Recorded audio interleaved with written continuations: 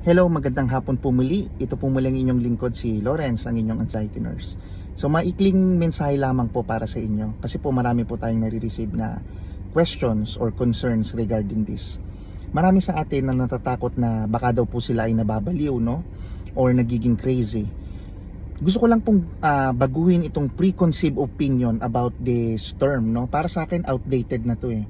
Meaning to say, when you say baliw or crazy, no, it is just a symptoms of mental illness, which is psychosis.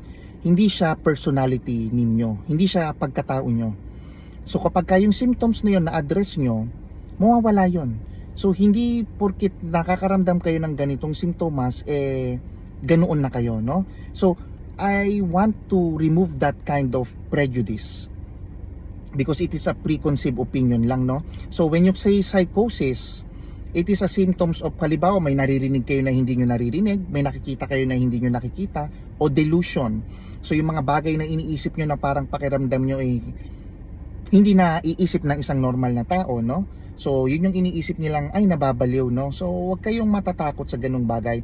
Unang-una, ang psychosis is a symptoms of schizophrenia and manic phase of bipolar disorder or some form of high level of stress, no? Pero ang masasabi ko lang po, hindi po ito nakikita sa isang anxiety disorder, no?